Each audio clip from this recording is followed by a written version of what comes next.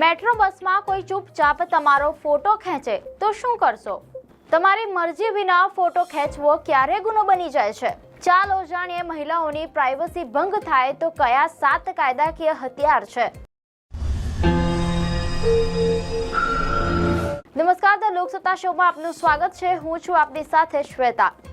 કલ્પના કરો, તમે મેટ્રોમાં શાંતિથી બેઠા છો।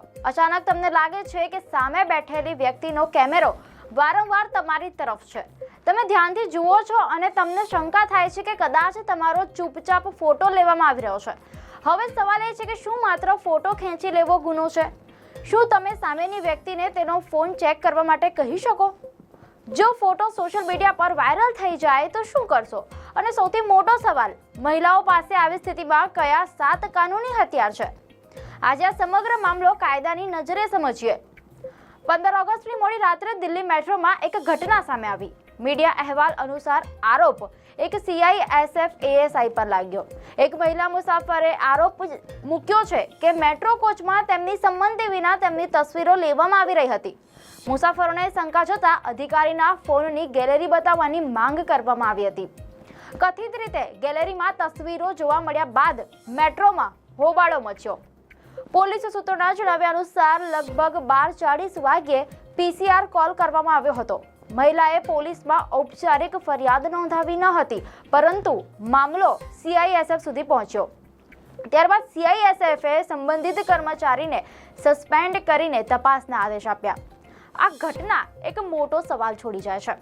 જાહેર સ્થળે કોઈ મહિલાનો તેની મરજી વિના ફોટો ખેંચે તો કાયદો શું કહે છે?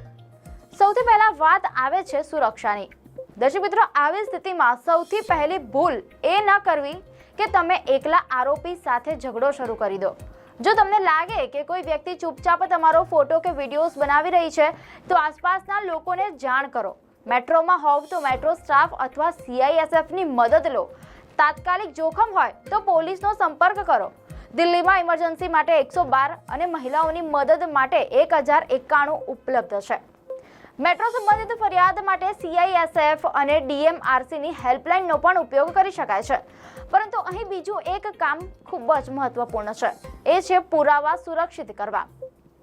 ઘટના કયા સ્ટેશન પર બની, કઈ મેટ્રો લાઇન હતી, ટ્રેનનો અંદાજિત સમય શું હતો, કયો કોચ હતો, આ બધી વિગતો તરત જ નોંધી લો। જો આસપાસ કોઈ મુસાફરે ઘટના જોઈ હોય તો શક્ય હોય તો તેની સંપર્ક માહિતી લો અને સૌથી મહત્વનું, CCTV ફૂટેજ સુરક્ષિત રાખવાની વિનંતી કરો, કારણ કે આરોપી સ્થળ પરથી ચાલ્યો જાય તો પણ CCTV અને સાક્ષીઓ આખી ઘટનાની કડી જોડી શકે છે।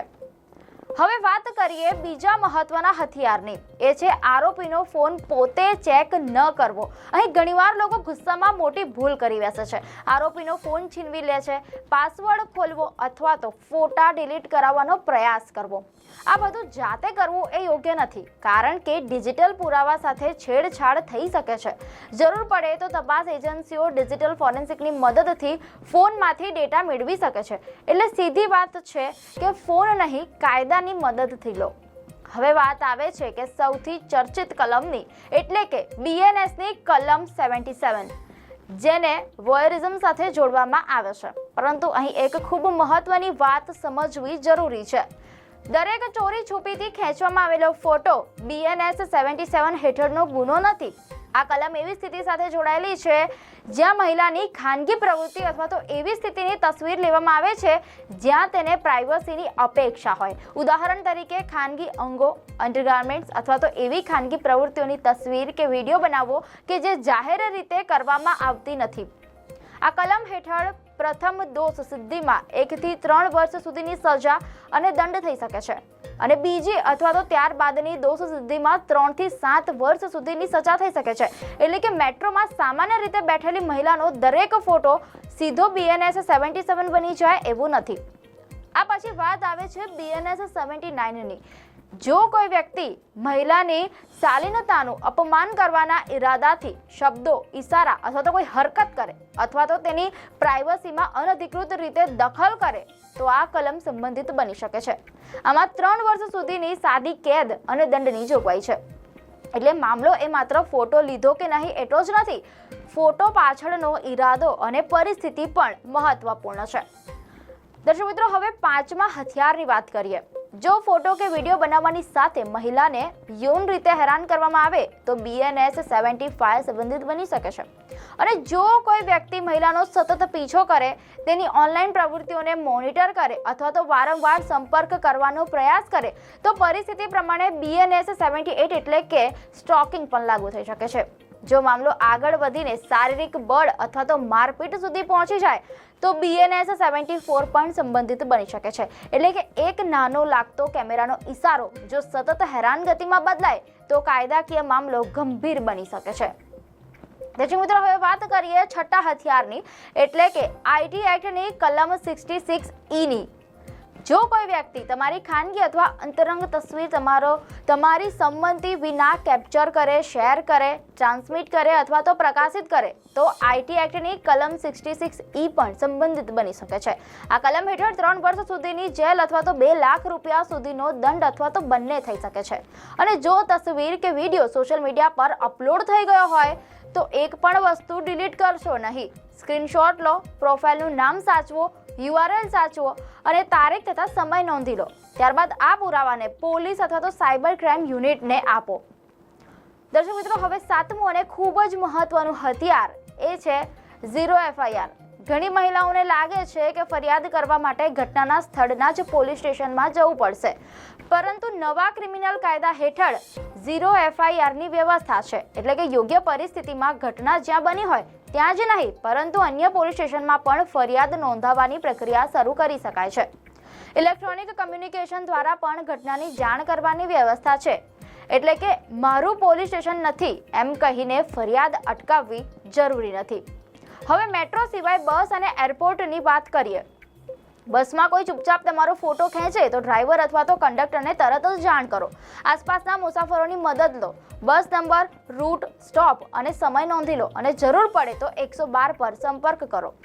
એરપોર્ટ પર હોવ તો CISF, એરપોર્ટ સિક્યોરિટી અથવા તો પોલીસ હેલ્પ ડેસ્કનો સંપર્ક કરો. જો તાત્કાલિક જોખમ હોય તો 112 સૌથી સીધો વિકલ્પ છે. પરંતુ અહીં એક વાત સૌથી મહત્વની છે. બે અતિરેકથી બચવું જરૂરી છે. એક તરફ એવું ન માનવું કે જાહેર સ્થળ છે એટલે કોઈ પણ વ્યક્તિ કોઈનો પણ ફોટો લઈ શકે અને બીજી તરફ એવું પણ ન માનવું કે મારી મરજી વિના ફોટો લેવાયો એટલે દરેક વખતે ચોક્કસ એક જ કલમ લાગશે. કાયદો દરેક કેસની પરિસ્થિતિને જુએ છે. ફોટો ક્યાં લેવાયો, શું દેખાય છે, ઇરાદો શું હતો અને શું સતત હેરાનગતિ થઈ, શું પ્રાઇવસીનો ભંગ થયો, શું ફોટો આગળ શેર થયો, આ તમામ બાબતો મહત્વપૂર્ણ બની શકે છે. તો આગલી વખતે મેટ્રો, બસ, એરપોર્ટ કે કોઈ જાહેર સ્થળે તમને લાગે કે કોઈ વ્યક્તિ ચૂપચાપ તમારો ફોટો કે વિડીયો બનાવી રહી છે તો ડરશો નહીં, એકલા ઝઘડશો નહીં. પુરાવા સાચવો, CCTV સુરક્ષિત કરાવો, સાક્ષીઓની વિગતો લો અને જરૂર પડે ત્યારે પોલીસ અથવા તો અધિકૃત સુરક્ષા એજન્સીની મદદ લો. કારણ કે દરેક ફોટો એક ગુનો નથી પરંતુ કોઈની પ્રાઇવસીનું ઉલ્લંઘન, યૌન હેરાનગતિ, તાકઝાક, પીછો કરવો અથવા ખાનગી તસવીરોનો ગેરકાયદેસર રીતે પ્રસાર એ ગંભીર કાયદાકીય મામલો બની શકે છે. અને સૌથી મહત્વની વાત, તમારી સુરક્ષા પહેલા પુરાવા સાચવો અને કાયદો પોતાના હાથમાં લેવાના બદલે કાયદાની જ મદદ લો. દર્શક મિત્રો, આપને માહિતી સારી લાગી હોય તો વિડીયોને લાઇક અને શેર કરો. ચેનલને સબસ્ક્રાઇબ કરજો.